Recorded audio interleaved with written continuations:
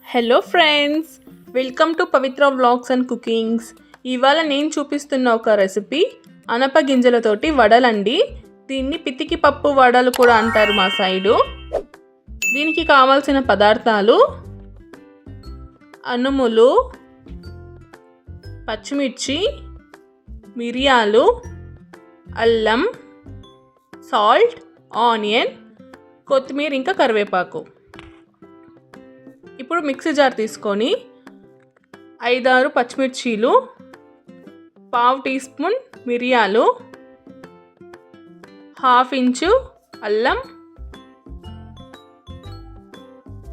తగినంత సాల్ట్ వేసుకొని కొద్దిగా అనుములను వేసుకొని నైస్గా మిక్సీ పట్టుకోవాలండి.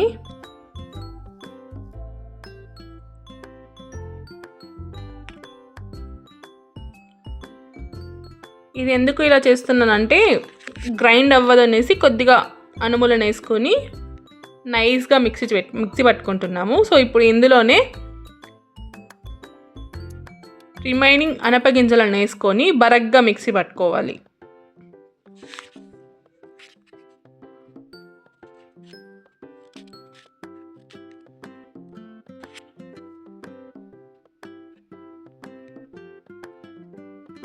సో బరగ్గా మిక్సీ పట్టుకున్న తర్వాత వీటన్నిటిని ఒక బౌల్లోకి ట్రాన్స్ఫర్ చేసుకోవాలి. రిమైనింగ్ కూడా మిక్సీ పట్టేసుకొని మొత్తం మిక్సింగ్ బౌల్లోకి వేసేసుకోవాలి.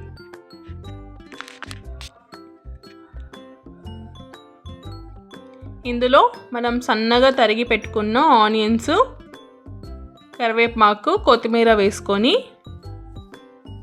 బాగా కలుపుకోవాలి.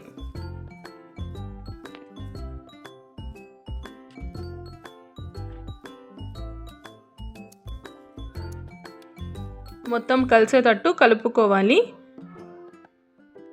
ఒకవేళ మీకు సాల్ట్ సరిపోకపోతే యాడ్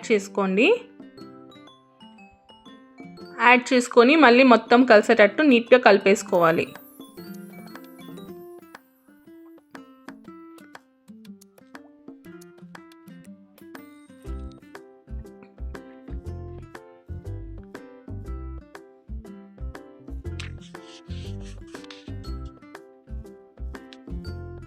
సో కడాయి పెట్టుకొని ఆయిల్ పోసుకొని ఆయిల్ వేడయ్యాక మనం వడల్లాగా ఒత్తేసుకొని వేడైన ఆయిల్లోకి వేసుకోవాలి.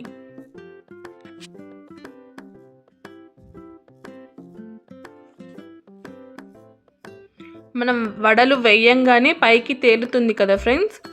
సో అలా వస్తుంది అంటే మనం తీసుకున్న ఆ కన్సిస్టెన్సీ, మిక్సీ పట్టుకున్న ఆ బరకగా మిక్సీ పట్టుకున్న ఇదంతా కరెక్ట్గా ఉన్నట్లు.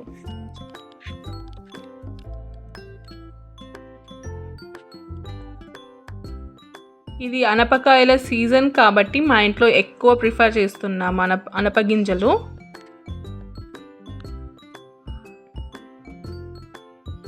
చూడండి, కలర్ చూడడానికి ఎంత టెంప్టింగ్గా ఉందో.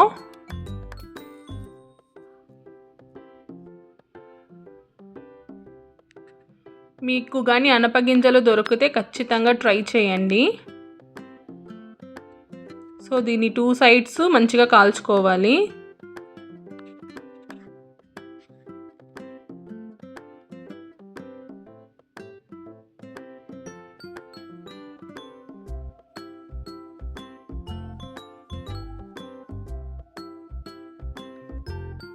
మనకి పర్ఫెక్ట్గా ఫ్రై అయ్యింది ఫ్రెండ్స్ వడలు. ఇప్పుడు వీటిని ఒక ప్లేట్లో తీసుకుంటాం.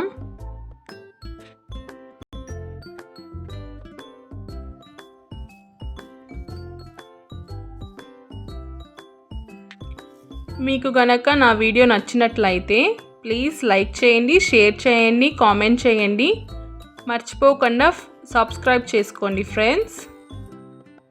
Thank you for watching. Subscribe.